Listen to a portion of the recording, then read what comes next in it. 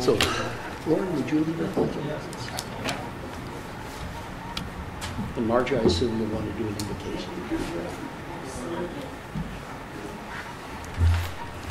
So it is 5:40 on April 2nd, 2019. I'd like to call the College Place City Council work session to order. Because it is a work session, we won't be taking any public testimony, but this is an opportunity for the council to hear and be able to ask questions as they move forward. Mr. Peterson, would you lead our Pledge of Allegiance? I pledge allegiance to the flag of the United States of America and to the republic for which it stands, one nation, under God, indivisible, with liberty and justice for all. Ms. Nyhaven's going to do our invocation. And dear Heavenly Father, we're thankful that we can come to do the business of the city. We ask that you will guide us and direct us, and the decisions we will make will be according to your plan for the city. We thank you for our loyal staff and for this council. In Jesus' name I pray. Amen. So, first on the agenda this evening is vehicle fleet leasing. Mr. Hartwig. Thank you, Mayor. No. I believe all of you have the latest report on your computer. The last meeting you asked us to find out a little bit more information.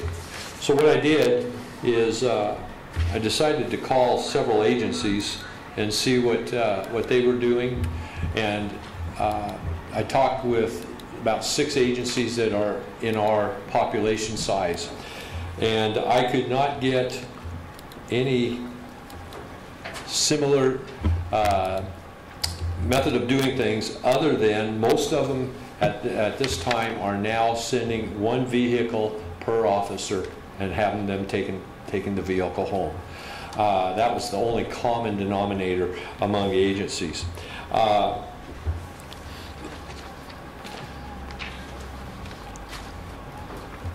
The main reason we are bringing this up is because of efficiency and dealing with staff time, mainly on our fleet department division. The police department's vehicles take up about 35 to 40% of the fleet manager's time in maintenance and getting the vehicles ready to go. That leaves the rest of all the city's vehicles to try to fit into that. With this program and going through a leasing program, they would every year that we have them, except for the last year, the 6th year, they would be under warranty. What our experience is right now is that we have very little problems with police vehicles if we use them through 6 years and then get rid of them. It's after the 6th year that we really start to see more issues.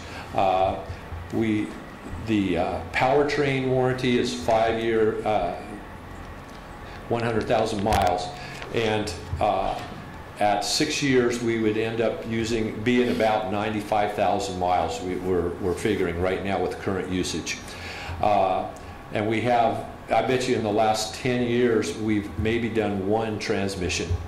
So if we can keep them that 6 years, we feel pretty confident that the major repairs, the engines or the transmissions, the cars would be gone before we had that problem. And so we looked at leasing. And on your handout, you see the leasing options that we came up with. A new car. We're finalizing that price, but the last estimate we got was about $600 more than what you had last time. So it's about $50,300. And so these prices are pretty right on. And so at a 6-year lease for 6 vehicles, it would be $53,337. The advantage of that right now is we got at least 6 vehicles that are above 120,000 miles. You're at that point. It's not a matter of if it's going to have a problem. It's a matter of when. You're dealing with emergency vehicles that need to be ready to go at any time, and so getting rid of those vehicles with high mileage first will put us on a good stand for that. There are some discussions in regards to a sedan versus SUV. And my last paragraph summarized there is a cost savings if you go with sedan. The issues that we're finding out is as technology rises and the equipment, safety equipment and so forth that the police officers have to wear and have to have on their person, the sedans are much more difficult for officers to fit in and fit in comfortably. The SUVs give them a lot more room and ability to be comfortable in their vehicle. But again, as I said there, we should not only look at price. There's a lot of other intangible items that are important to look at. Maintenance, officer comfort and ability and so forth to do their job. You have to understand these officers are in that car a majority of their shift. And I can't answer, Troy would have to answer, I don't know how long their shifts are, whether it's 8 or 10 or 12, but they're in that vehicle a lot of times, and it's really important, I think, from my perspective, that they have a vehicle that they can be comfortable with, and they can be assured that it's going to respond if and when needed.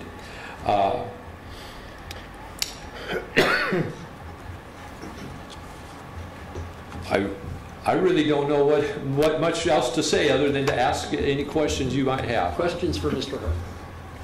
Ms. Selby? Does that cost include the cost of adding in all the equipment in the Idaho place, or is that separate? Nope, that's everything. Okay. That's the price for the entire vehicle. We'll get everything new. When it comes, it will. The price includes striping, everything. Okay. Mr. Peterson? Oh, a bunch of questions. Originally, was this a 5-year lease? We talked about a 5-year. This is now a... I've talked with the mechanic, and he feels very comfortable with the 6-year lease. A 6-year lease? Yeah.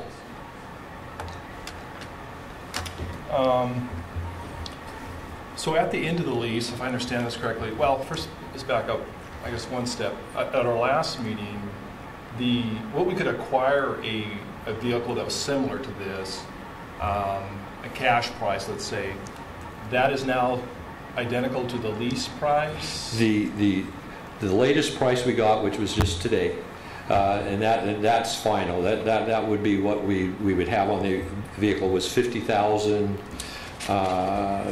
like $300. So Is that, and that includes all the equipment? that's everything. That is everything. So my question is, a lease over 6 years will, as far as cash outlay, is identical to a purchase price? Pretty close. Pretty close. Within Within a couple thousand. Yeah. More or less. More or less. More. Okay. So Yeah. I guess Yeah. we get into this rotation of leasing. At the end of 6 years, the vehicle is ours? No, the vehicle will not be ours. These leases are, the figures that you see here are, this company that does these loans, they do the loans for rental companies and everything. So they know what their value is at the end of a certain period of time. And so that resale value that they have is figured into these lease prices. So at 6 years, they're gone. We get another 6. So we're kind of back to what a traditional lease might be, except that it's 6 years instead of 5. 3 years Yeah. or whatever, if we were to go out on our own as a citizen. So at the end of 6, they get it back with bumps and bruises and high miles. Is there a mileage penalty? There's no mileage penalty on that part. Okay. We give them a, you know, a safe number, and then that's. You're basing their yeah, cost on that right. 15,000. or- Right. Yeah, number that I saw there. So, okay. And we would repair the vehicle if there were minor. Are we responsible for We're responsible bumps and for. scratches? Yeah, you know, we'd have to look at that. I mean, obviously, small scratches, probably not, but Yeah, dents, big Right. dents, yes. to get it back to them in a case that they Yeah. would. Okay. In a condition that they feel confident they can resell. So some of these vehicles will have, probably not correct here, when we hand them back, some of them could have 80,000, some could have 250,000. No, I think, well, That's what I know. I think this was planned on basically 15,000 miles, so 6 times that, 95,000 miles Yeah. is what we're figuring that after 6 years the vehicles would have. okay.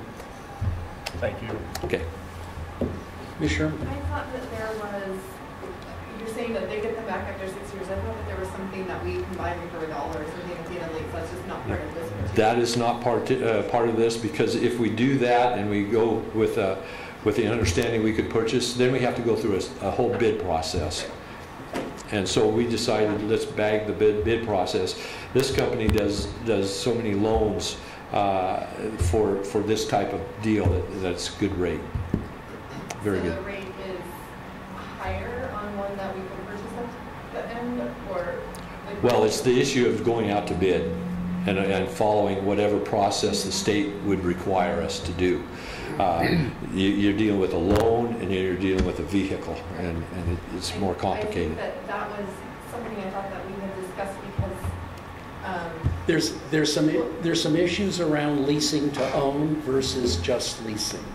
And it's- sure, I understand that, but one of the concerns that we had last time was if we're getting into this lease cycle, now we're stuck in this lease cycle with no option, then at the end, if we wanted to, like, if we're done leasing and we don't have vehicles, so where are we at that point?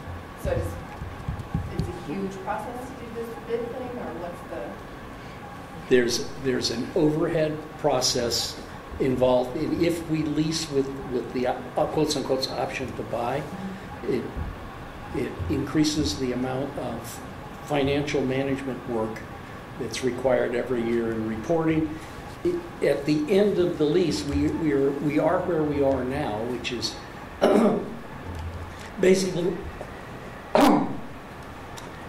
basically what we're getting is 6 cars at $53,000 a year. At the end, if we decide we want to discontinue the leasing process, we're back to $50,000 a year for one car. And as I think Ms. Selby pointed out last time, this is really a different way of looking at financing that just speeds up the financing process. And again, I'd like to say that the intangibles that we can't really add up are the ability to maintain and work on other vehicles, not in the police fleet, but around the town. And also, as the mayor said, the work that would have to be done with finance if we had to go out to bid. Mr. Peterson. I mean, to Councilmember Sherman's point, it's one of these things where, so we can buy it, I guess, at the end of the lease. But then you have a vehicle, we're kind of back now, we're, okay, so it doesn't have 90,000 on it, it's got 70. We like it, we're going to keep it. But then what do we have, another year or two of it, and then we're looking at a vehicle, to your point, that's now over 100,000.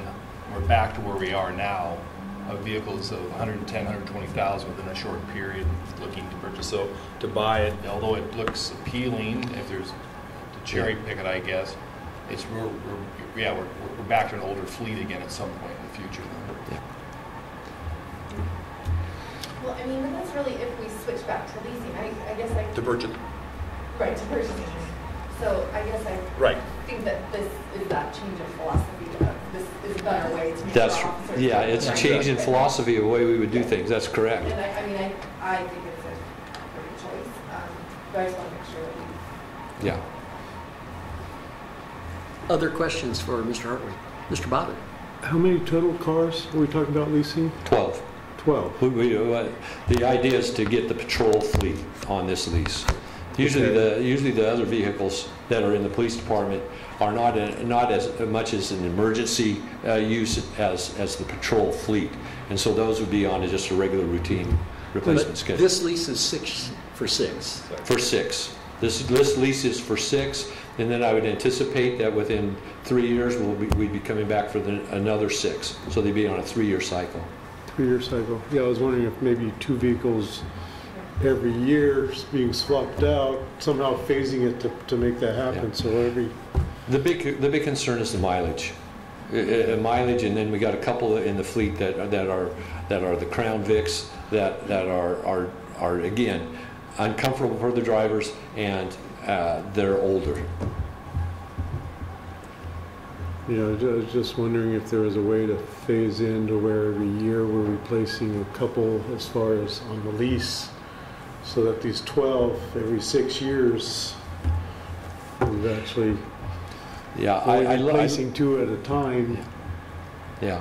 I don't know. I don't know how to answer that other than we chose 6 because doing 6, that's basically the price of a vehicle if you were to buy one vehicle. And the second thing is to replace those vehicles that have over 100,000 miles, So it's like 120,000 miles. every 3 years, 6 vehicles are Yeah. changed out. Yep. But once you get on that rotation, then they're where they should be. Ms. Nyhagen? How soon will we be getting these vehicles? Well, the vehicles to get off the state bid, which that company would end up doing, they're still in the same time frame that we would be to get a new vehicle, and that's usually 90 to 120 days. And then to get them outfitted, probably another half a month or a month. And Troy, you were down in Napa, right? Yeah, both of us went to that facility, and they've got a nice facility. They can do that work quickly.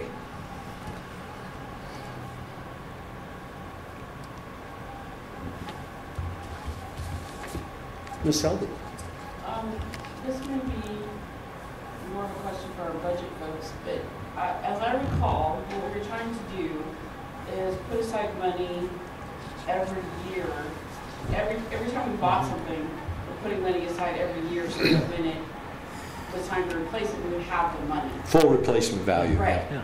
So how does the annual cost of the lease compare to the amount that we would be planning to put away every year if we bought the vehicle? I mean, I can answer that because if you recall in the equipment replacement plan for the next 6 years, we were putting in for about a new vehicle every year. So when you figure it out, it about comes out even. Well, So, that's what I was yeah. thinking, but It's just a different way of doing it. Yeah. Ultimately, it's the same input. So well, it's just we get to Yeah. have our cake on the front Yeah. end as opposed to having to wait. Yeah. Yeah. Mr. Peterson? Mike, it's interesting because I think at the last meeting I had thought, great, now that we're not funding for these cars, we can release those funds and we're going to, I'm sorry, Yeah. you're getting this look, yeah. We're going to release those funds and because we're going to be leasing these, we don't need to put money aside to fund for an additional purchase. However, that fund is not fully funded. yeah. And so it's not a windfall for us in No. that area. This is something we're going to need to spend that money for other vehicles. And to the point that I read in the paper and understand, we do not have enough right now to go out and purchase these vehicles Yeah. at this time. That's the other issue. Yeah, exactly. Yeah. We do not have enough to purchase 2 vehicles. Ideally, with 12 vehicles, you'd be doing 2 a year to keep them on a 6-year rotation. We have in the budget the $50,000.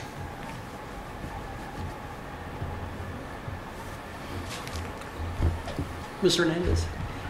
Do we know the make and the mechanical and maintenance integrity of the vehicles we're looking at? We're looking at a Dodge Durango.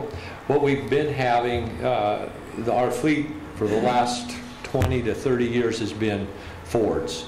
Well, we don't have a dealership in Walla Walla now, and so every time there's a problem, it takes 2 of my people to drive either to Tri-Cities or to Hermiston to take the car there, drop it off, come back, and then take another trip when it's ready because of that. And it's really time consuming and disruptive to the work schedules for my people. So we decided to go with the Dodge SUV. And we didn't make this on our own. We talked with police as well. Yeah, regarding the mechanical and maintenance, have you read reports on the reliability of them, or how often they might need additional repairs that might add to the cost? I personally have not. The fleet manager has. He feels very comfortable with the Dodge. Dodge has a good reputation. I don't know if Troy knows of any people that are using the Dodge right now, but when I was down at Nampa, they had Dodge Durangos in their shop, putting them together.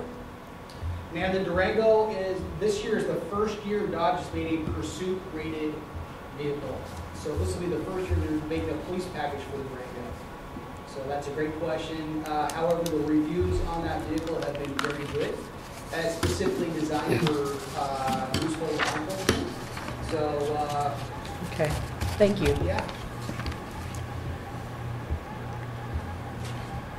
Mr. You know, Peterson? it's a valid point. It's a good question. Nothing against the model of a car, but I'm going to maybe insult half the room here with what I'm about to say, but some of these are not, over the years, brands are rated as high as others. And Consumer Reports and other analysis, and many times Dodge falls into that bucket of not as dependable. It's pretty open and notorious of the reviews, but yeah, so it is, as far as local dealership, like you said, Yeah. also a cost offset and savings, and Yeah. it's what we have. Well, this is on the same platform as a Dodge pickup, which is different than their automobile.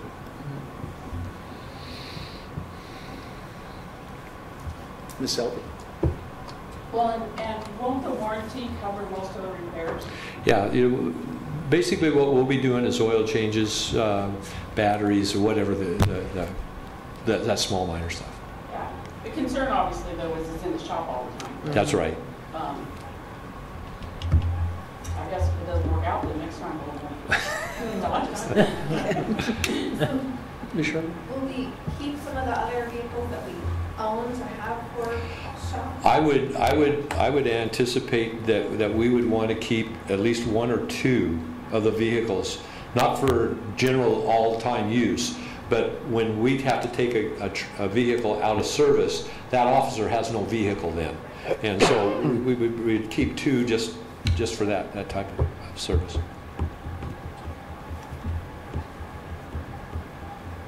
Other questions for Mr. Hardwick or Chief Damaris?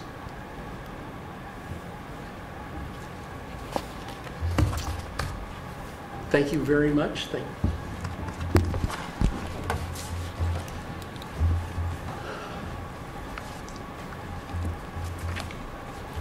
But you're still on the hook, Mr. Hartwig. Southwest Area Sewer Trunk and Lift. You heard about the Southwest Area's Trunk Sewer and Lift Station project in the mayor's State of the City. This map kind of gives you an indication, and will the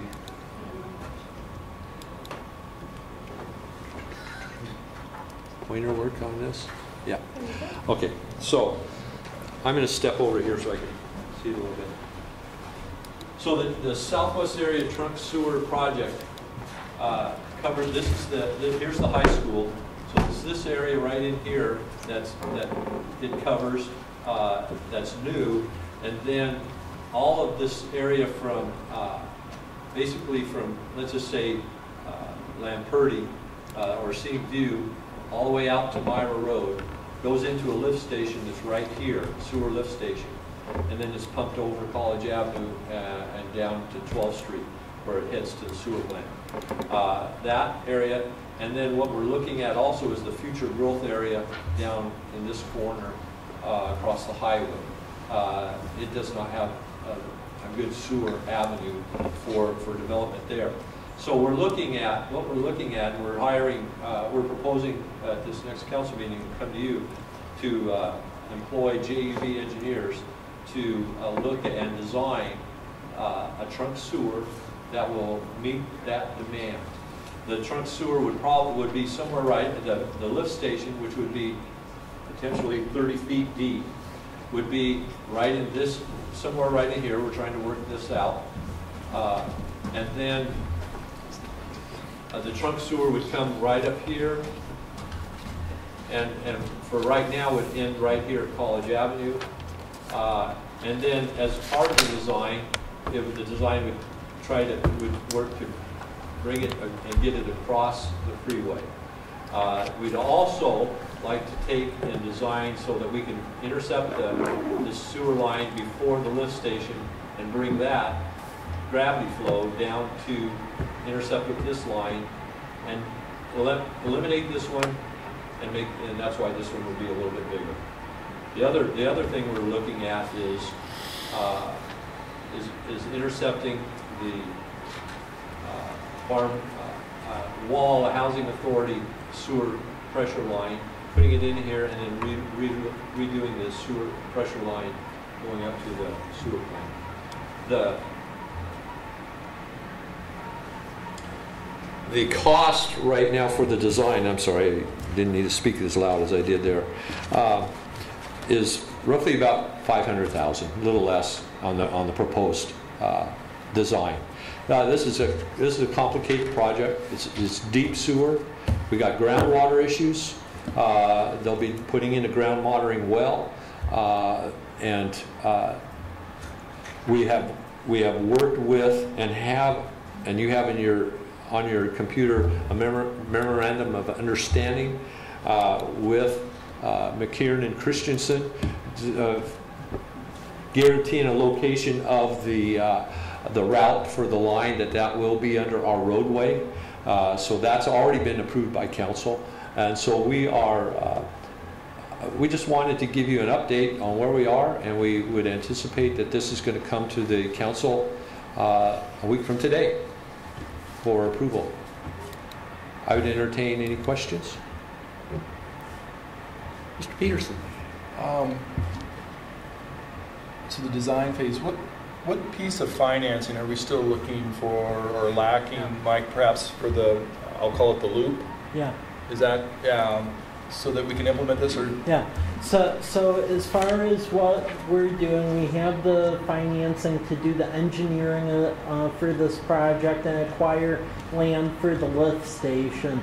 As far as the missing link, it's the construction piece. And the idea there is that we've been working in concert with Mr. McKiernan and Mr. Christensen to essentially find developers who are going to develop this project, and the construction of that trunk line would then be part of the overarching project.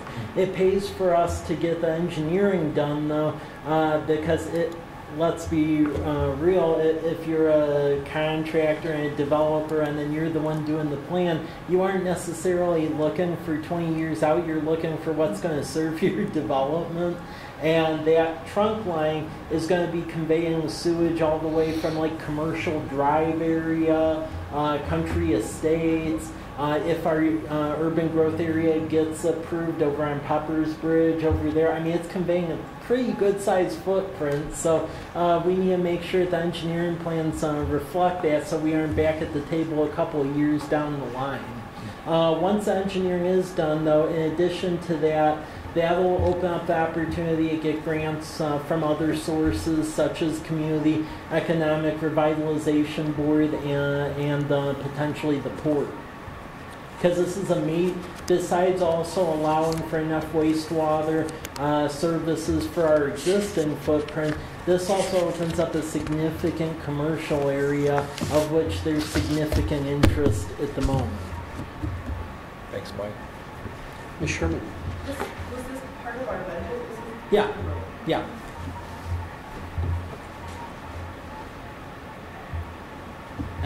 And I just want to add something. So the plan is that this year, 2019, we would get the engineering complete and figure out the piece of property for the lift station, and then the construction piece, we're basically helping them shop it to various developers, and hopefully that would take place in 2020, which would put us on the calendar to meet schedules of some of the commercial retailers that are looking at locating here. Also, JUB did our preliminary look at this whole area to see, in general, how that sewer might happen. Yeah. Questions for Mr. Herwick? Thank you, Paul, very much. Okay, thanks. Mr. Gordon, update on wells 1 and 2. Thank you, Mayor. We're going to go from dirty water to clean water. So hopefully you'll look forward to a little bit of an update. I put together a real brief PowerPoint that we can go through. But the idea here is just to kind of give you an update over where we're at since the last 2 years when we started. We are actually drilling a well right now. Let me see if I can't negotiate this. Is anybody getting cold? Everyone okay? I turned it down to like 50 degrees. Oh, I could close the door. Yeah, thermostat, we cranked it down to a comfortable 50 degree.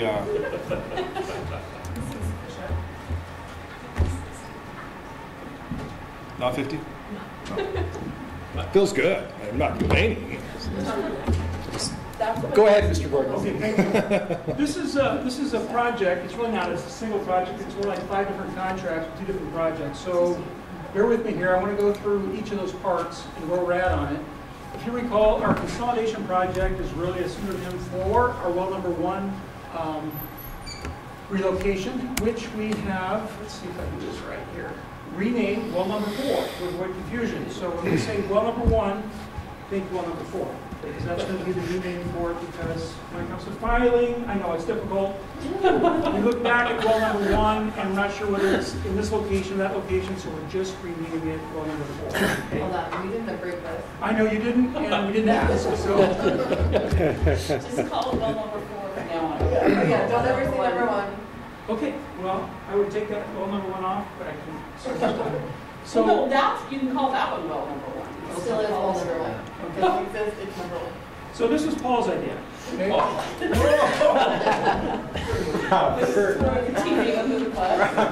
That's okay. There's a reason.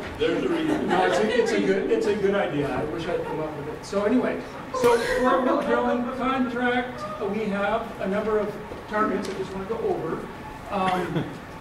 We are looking at completing drilling, at least that's on the schedule, April 30th, end of April. Paul, you said it was 430 feet? 430 feet they're at. As of this afternoon when they quit.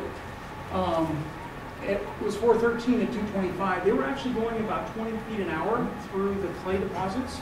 They had some real difficulty with the alluvium materials, with the stones and the boulders and so forth. But they've been going much more quickly than we recently. So they're 413 feet now. When did they start? Oh, what was it, about 2.5, 3 weeks ago? About by 20. Yeah, something like that. Okay. So they were having a real difficulty with setting it up with the snow and all that stuff too. Yeah, some of those. Yeah. Well, I was just wondering.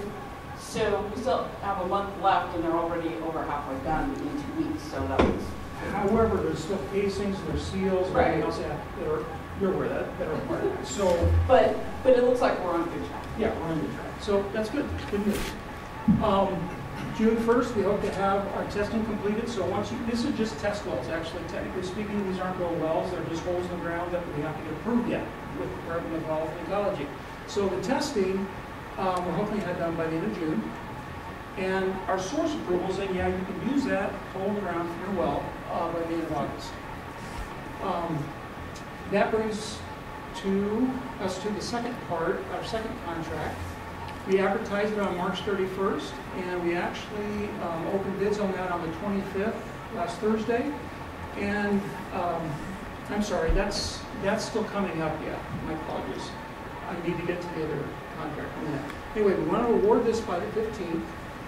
We want to have the first part. If you look here, we got two, let's see this real red line. This is the portion of that loop line that we're trying to pull all the way over to College Avenue. So in this case, our well number 1 is going to be replaced down here at the Price Community Fellowship site. And then we're going to loop this line to provide water access for our water to both sides of our system.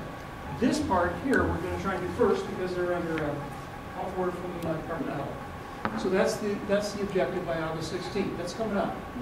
And then by the end of November, middle of November or so, we're hoping to have the rest of that completed going underneath the highway there. Okay, that brings up a third contract that we're going to have. This well number 4 is not the same contract as the drilling contract. This is once we get our source approval, we got to put a building on it, we got to put a pump in it, we got to do all the ancillary material equipment, we got to have the controls and so forth. That's what this is, okay? And what we're looking at is advertising that in August, awarding that in September. And the problem is the procurement period of time for the equipment, for the controls and so forth, is long. So we're talking 6 months before we can actually get to it. Now, there's some opportunities for us to maybe buy that equipment, some of that equipment ahead of time and shorten that a little bit and get it by a couple months. So we're looking at it as a possibility. But right now we're looking at April next year before that was complete. About going under the highway, there's been talk back and forth that DOT was maybe going to rip up that highway and coordinate with that. Is that happening, or we're going to have to drill? We are going to board. We looked at that, and the reality is that things, I think they pushed off the mirror was involved.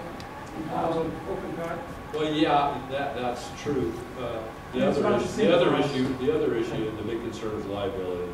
Yeah. Traffic control, cost, it's pretty much the same, so.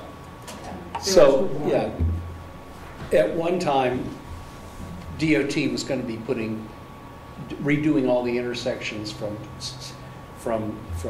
the old Milton Highway on up to Myra. That's on their funding agenda, but it's not yet funded. We don't want to wait for that. And so, yeah, this is more expensive. Mr. Peterson. So there's no scenario where either of these wells, even if we pre-position equipment, and none of these are going to be done when the water is needed the most this summer. So We'll be past that. So, I think the mayor alluded to the fact that we do have fallback in terms of intertie with the city wall. That's not deferred because that's retail water costs. Yeah. It's expensive. We also have intertie with the university and some of the other water districts, but they also need water. What we're going to be, we can meet most of our demand on our current well number 3. Okay. However, and we can meet, correct me if I'm wrong, all of our demand if we can keep well number 2. It's the one that's levitating.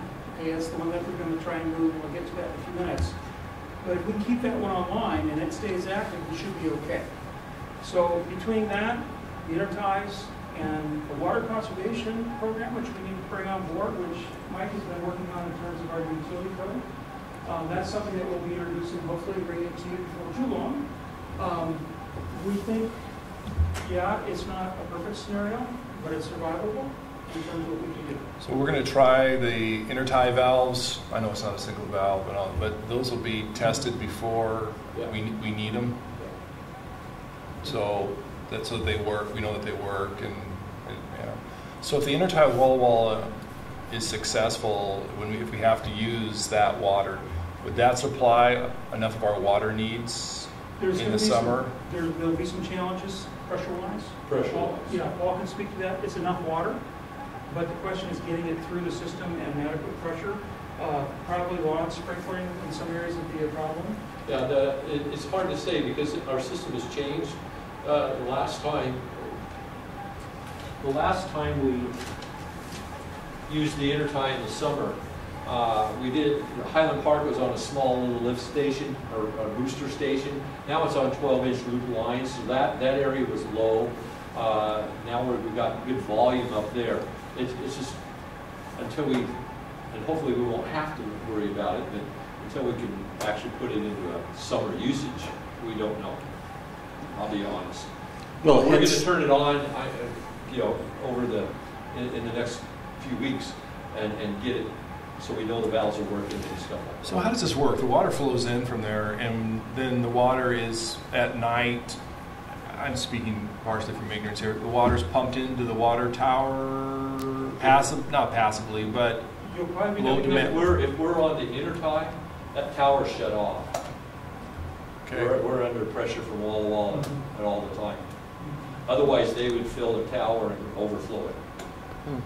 They have the two main reservoirs at the northeast Right. of the town, and the Clinton Reservoir, that's their storage. So it's not like it's entering our system and we have the luxury of saying we're going to use that water somewhat passively to fill the tank at night. It's not, that's just not the way it works. That would be really difficult. So I would anticipate that we would be on Walla Walla until we got that motor repaired. Good. We're up and running. And hence, both the mayor's message in February or in March and this month was about one of the things that was in, we're going to have to think about water conservation. And we'll see how all this goes over time. You could hope for a wet winter, wet spring and summer, and then that'll drop the usage. Any questions? And I'm sorry, just one quick follow-up. And you guys are working obviously on a communication or the template to, at some point if we have to communicate immediately that people can't water their lawns and... There's already been messages. It was in the mayor's message in the newsletter, and then that was shared on social media and then on the website, and we'll continue to do I think what I'm asking though is more the implementation of that on August 20. Yeah. Hope it doesn't happen, but the theory is put into practice or, okay. Yeah. The silver lining actually in this is that we should be conserving water anyway as a community. And so this is a good opportunity to really bring that to the fore. Okay. Well number 5 project. You didn't know about this well because this is well number 2 renamed as well number 3. It's well number 5. Thank you. I'm even confused. This is the well that we're placing up right across from our storage tanks, okay, just south of Whitman Drive. And what we're looking at again, targets, April 9th is what we're looking for award. August 1st, we're looking for having drilling completed. I should mention that this particular well this project was already, we received bids for it on the 25th, okay? And so we'll be coming to you for that approval at our next meeting. And they'll be getting underway just like they are. It's the same contractor, Schneider, will be doing the drilling as well. September 1st, we're looking to see our testing complete on that well. November 1st, having our source approval from the regulatory agencies. At which point we can go forward with actually developing the building and the equipment and so forth and finalizing that project. That part of the project, we're looking at early 2020 advertising it. Again, March 2020 award, and in September 2020 complete. So this well will lag behind the current well number 4. Okay. Again, a lot of this has to do with the long lag time for the lead times for the equipment. It's very specialized equipment. It's not something you pull off the shelf. Usually it's ordered, built, and then delivered. So that's one of the things we're up against. And that really is all I have for today. Now, in your agenda package there, you'll have a couple other attachments from RH2. They have some financial information. I think it's a little confusing what they've provided to date, so we've asked them to kind of put that all together into a kind of a summary package for us to digest. I did a little bit of reviewing of our financials, and we're about 2/3 through our contract monies for this project. And that includes about a $1.5 million contract for the loop line, okay? And then we have a third left for expenditures, basically for the 2 well facilities that sit on top of those. So that's kind of where we're at, and we'll get more information as we go. So source approval, you're showing 2 months. Is that a set piece, or is it as the State Department of Health? It's all dependent on the regulatory agencies and if they respond. And so yes, we probably have to provide a little bit of pressure in terms of the things that's happening. And what's going to happen again to the Well, two, Well number 2, that's my well, so I'm. But right, all. so we're not really putting it completely out to pasture. It's gonna, is it well number 2 that's gonna remain an observatory well, I think it is? Well number 1. Oh, I'm sorry, we are putting it out to pasture. So the well number 1, we're gonna keep as a hole in the ground, so we can monitor the well levels. Those wells are pretty close together, so the value of having 2 right there is not that great, and they really want us to decommission wells when we're done with them. That keeps contamination from occurring between the surface and down into the salt aquifer. So, well number 1 will remain open as an observational. Number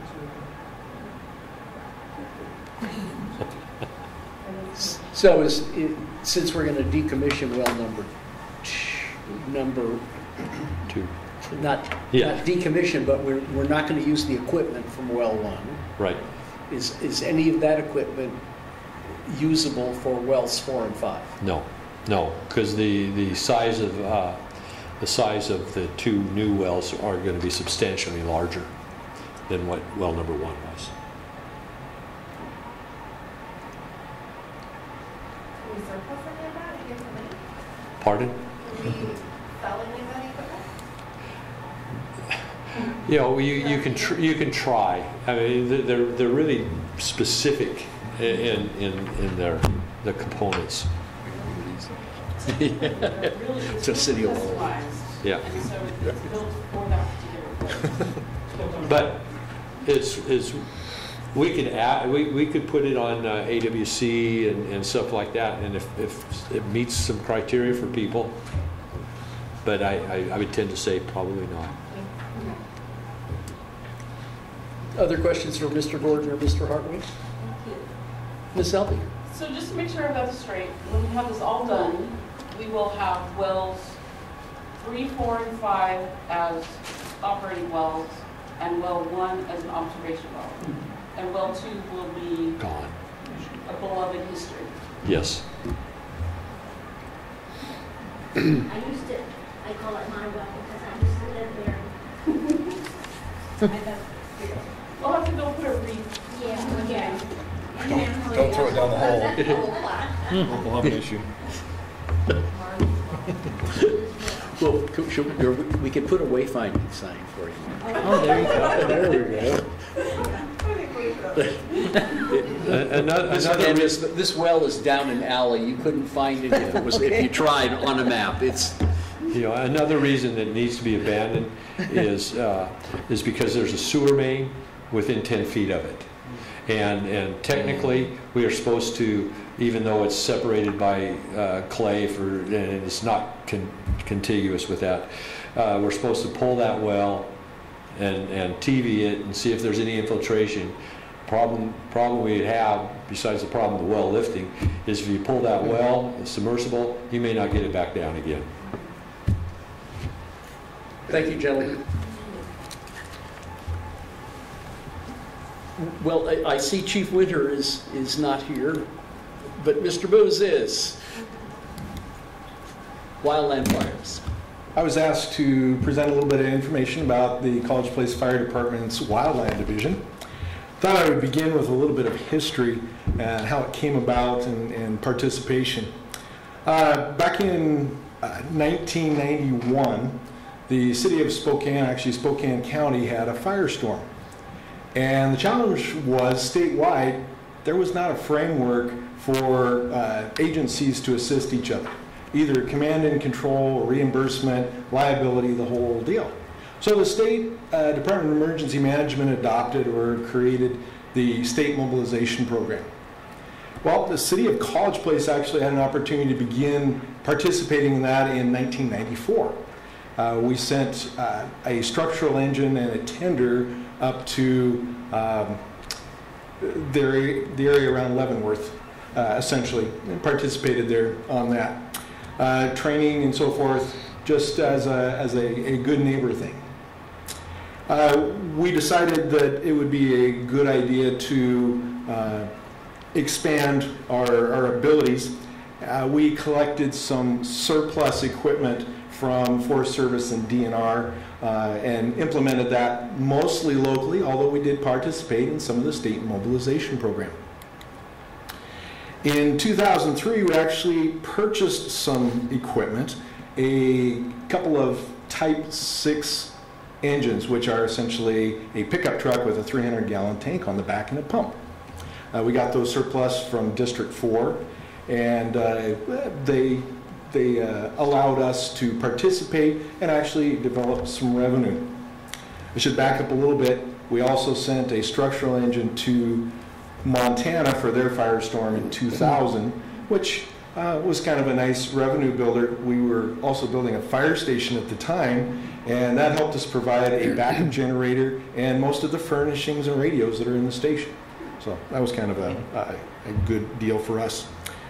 We look at it as a really good recruitment and retention tool for our volunteers, especially our younger volunteers, but there are a number of our older volunteers who, well, they frankly have told us that that's one of the big reasons they stick around, because they're old enough to retire from the volunteer service.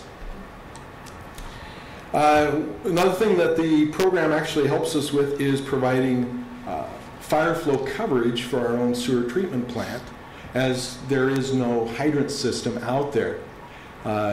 County District 4 helps us provide that fire flow through tender support, but as part of our give back to them, we have a tender that we can assist them with on some of their fires, both structural and wildland.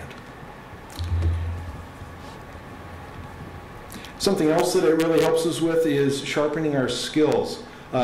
Fortunately, we do not have a lot of fire responses in College Place. That has been a good fortune for us. That's good in one way, but not so good in another.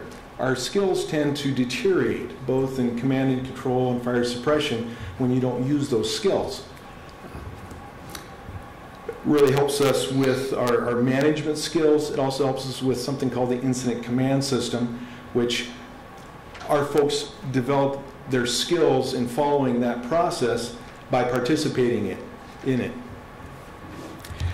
As I mentioned, in 2000 we participated, and it helped us with revenue a little bit. Last year we billed out $165,928 approximately for our services to the state of Washington and also to the state of California, participating in some response there for interface fires and wildland fires. Looking at our possible seasonal predictions for this year have been a little hard, because things changed from their initial predictions in February because of additional snowfall toward the end and then some wetter weather. But they're still predicting that our seasonal outlook is kind of grim for fires. In other words, we're probably going to see an active season similar to the 2015 season in the state of Washington. Long-term predictions for wildland fire is that the 20-year prediction is that it will continue at current levels or worse. Entertain any questions you might have about our program. Ms. Sherman. I have a question. So you billed $166,000 in 2018? Yep. That's not just revenue, we have costs associated with that, right? Or That is correct. We will be paying for fuel and maintenance on the equipment. The state pays for the personnel. Last year, for the first time, we participated in DNR's Preparedness Patrol Severity Program, which is similar to state MOB, but it's not really having a fire. We're just helping them patrol. But the state picks up the cost there for the personnel while they're out. So in some extent, if it happens to be a career staff member who goes out, the city would also be saving in their salary during the time that they're out, because the state would be reimbursing the city for that cost. Mr. Peterson. Thanks for the education. I learned some things here as far as training of the staff and whatnot. One thing I would say, I always have this vision of your trucks. Are they low geared or high geared? Ours are all low geared. Low geared. In fact, to the point of we're slower than everybody in the county, but we can also. I worry about wear and tear driving to Montana and at high RPM, 35 miles an hour. Yeah, some of the longer trips are not as good on the equipment, although we do have a policy to keep them at lower speeds, so that we don't damage them. Yeah, no, I just observation. Thank you. For that. All right, thanks for the opportunity. Mr. Rizzatello, donation code. Thank you, Mayor. So this is just revising a code pertaining to donations. I thought it'd be really good to do because we've really stepped up our efforts to obtain donations so we can have the community events. So pretty much within the draft code, this was borrowed from a code we developed back in Colfax that served us very well over there, where in essence any donations below 10,000 I can accept on behalf of the city as long as it dovetails federal and state regulations and satisfies that as well as our strategic plan and goals. And then I must tell you of the said donation and make sure the donor is recognized. Anything above 10,000 must be formally accepted by City Council. And then it just sets forth the various criteria of which the form in which the donation is set forth to us, and the fact that they will be issued a receipt, and the finance department will keep the records pertaining to said donation, and that donations, once accepted, will become said property of the city, and it must satisfy our strategic plan, goals, objectives, federal and state statute, and things of that sort. Questions for Mr. Rizzatello? Mr. Peterson? So obviously gifts are not tax deductible. Yeah. We're not, it's an interesting, what is your experience or what do you hear as far as people wanting to donate money and have a park named after them or some sort of a larger donation to a city? Is that just not common? As far as a gift to improve an area or something like that. It's almost like I don't want to set up a foundation department here, but I'm just curious if what do you hear out there as far as any activities in that area? Well, I mean, typically cities are a lot more active in that. If, let's say there's like a Friends of the City Foundation, because then you'll get a lot of folks coming forward to donate bigger park items or stuff like that. Previously, when I managed Colfax, there actually were folks who donated entire tracts of property for parks. Over here, not so much. It's mainly been donations so we could put together our inaugural community event, so it's been smaller ticket items like that. But the bigger ticket ones do happen because in Colfax, 3 of the parks have names of families, and it's because they donated about 10 acres a pop for parks. Wow. Thanks, Mike. Well, Ms. Sherman. I have a question on top of that. Obviously maybe in our positions we can't, but how can we make the atmosphere where people want to donate, or what do they, I mean, is it just this like feel-good feeling that they get, or what are the, how do you encourage them? Well, I mean, it's pretty much a feel-good feeling, or if the families have been around for a while and they want a certain project obtained. So, like in the fact of Colfax, it was the fact that they did not have the appropriate ball fields, and they wanted to start having tournaments in the city. So that was really the impetus for one of the families to donate McDonald Park, and now that attracts a ton of people. It's called Legacy. Sherman Memorial Park. Sherman Memorial Park. You probably, let's see, it'd be about the size of my parking lot. Well, we've got the Nyhagen Memorial Well site. Maybe the park would be the size of my dad's police badge that's sitting on my door. And when we win the lottery, we'll have it all we need. There you go. There we go. Literally For a right while. in place in the college place. Well, I want to tell you, when we get to the New Jerusalem, you know, and the Lord builds a new garden of Eden, it'll be called New Garden. Nijhagen means new garden. Oh, There you are. You can all Yeah. come visit.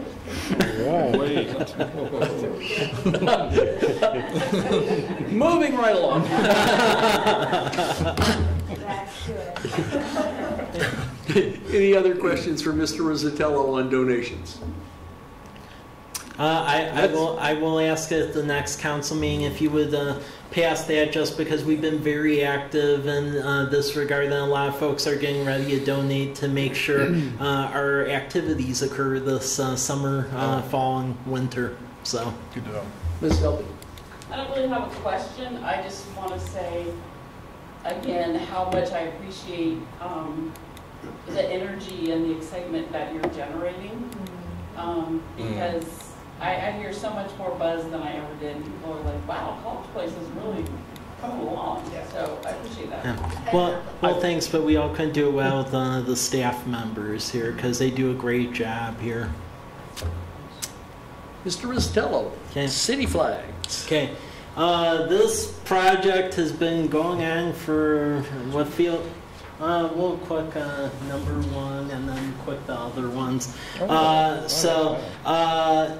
This came up about a year and a half ago because there were students over at College Place High School that decided to do a community flag project. There were some designs presented to the city council here, but in fact that there were quite a few tweaks that needed to occur, and then the folks graduated and we didn't have the appropriate assistance to continue on with the project. Before that, I've seen pictures historically of what looked like a flag that was created that had the seal on it, but I believe the seal was just put on said flag. It wasn't a formal flag.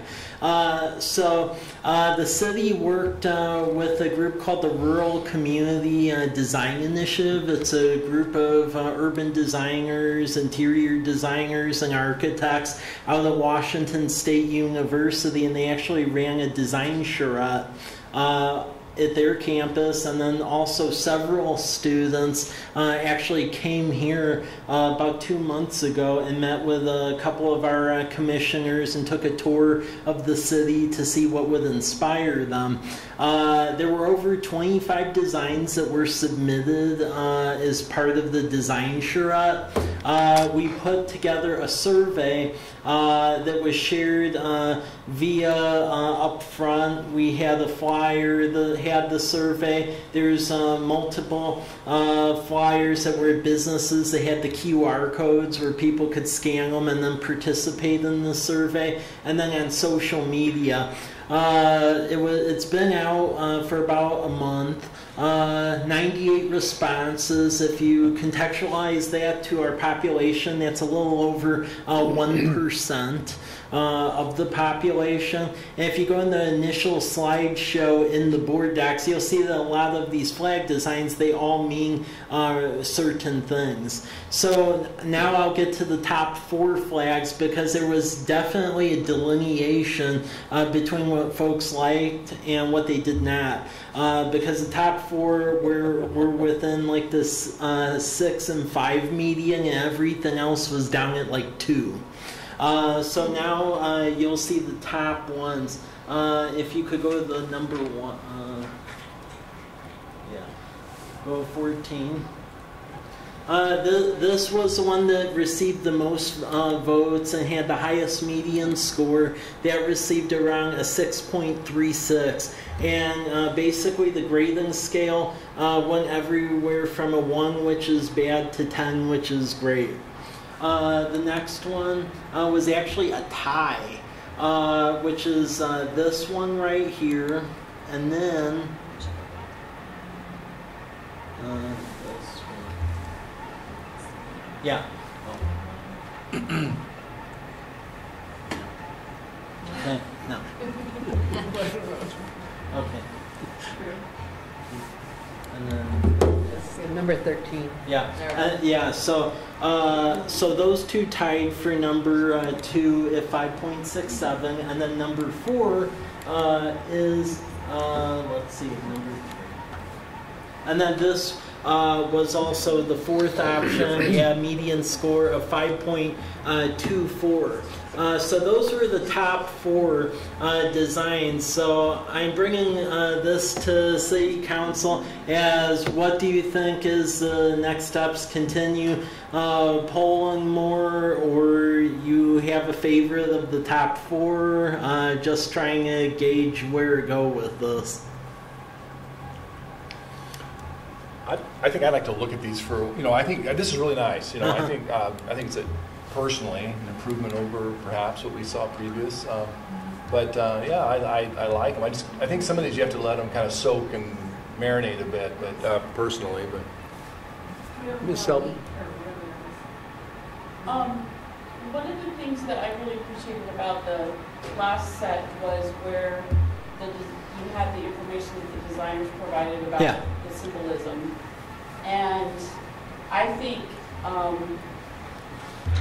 I didn't see that in here. It may be that I didn't look deep enough into the full one. But I think whatever flag we pick, we should make sure that we keep that symbolism around somewhere on our website or something so people can find it. And I mean, I agree with thinking about it for a while, but I really like number 1. Is this number 1? Yeah. That one. And I like it too. Let's vote. Yeah, and keep in mind that the number 1, there was a significant deviation in the median values between the first one and then the others. So the other 3 were in the 5 range, and that was a 6.36. Do you like the black background? I do. I like it better, I thought it was navy, but Yeah, it's blue. Yeah, it's navy. What's number 2? Yeah. Number 2's a tie. This one? Yeah, that's number 2 and that's number 2. Both of those are 5.67. And that's 5.24. There's nothing to do with College Place on there, how would you know? It's pretty, but it's just, I think it's just something should represent College Place. To put it in there, the circle. Well, that's what I was thinking. There's Just put our UCP logo on the flag and call it a day. I don't know. More discussion to follow? Yeah. Take a look at So it. these 4. It's like ordering lunch. Yeah. They were part of the. They were part of that big survey that had the 25. If you would like, I could release another survey that has the top 4 and see where that goes with the symbolism attached to it. I think that would be a really Because I didn't attach the symbolism, because trying to throw all this in a Survey Monkey took a lot more time than I thought it was going to. So, But for 4. yeah, 4 is doable. Yeah. I think that would be. Without stating how they rank. Yeah, exactly. Yeah, that'd be interesting. And can you go survey? No, I don't know. No, like. Any other discussion? I just don't see anything that really I can identify with as a resident of College Place. What'd you say? I like some of these layouts, but it does not speak College Place to me. That's right, that's what I think. So we went through this similar thing. Were you here when Yeah. we did the badges for the police department? Yeah. That was you. And I feel like we had those same kind of discussions and ended up with the water tower because that was us. So I mean, I'm still not opposed to something like that even, and that's not even in these top 4. No, one of them had a water tower. Yeah. It's like the penitentiary. Yeah, That was the one. penitentiary water tower. Well, That is a water tower. Yeah. Yeah, it's got some of those antennas on it too. Yeah. You get more and more. So what symbolizes College Place for you? The ad building of the university now, the gas lamp style streetlights we have. I like some of the artist renderings of downtown, things like that. The water tower, yes, but there are other towns with water towers. But the ad building is one icon, I think, that really represents College Place as foundation. Also the sunflower. Those that know the history of College Place, you know, that was Sunflower Hill. Those things to me represent College Place.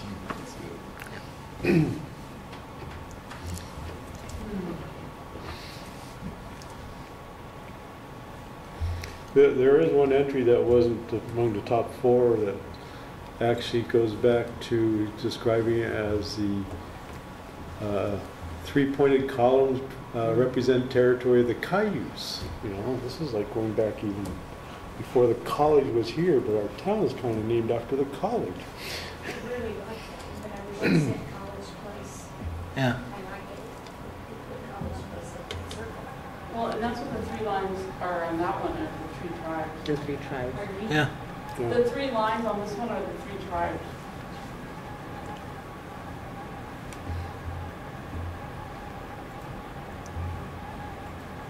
I mean, in the meantime, I'll gauge a decision. I could at least put the top 4 and see what comes of that. And then What's the separation between 4 and 5 as far as medians? The separation was about 3 points. Okay, so it goes from 5 all the way down to 2. Keep trying. Yeah. Well, this is what you get when you use volunteer labor. So.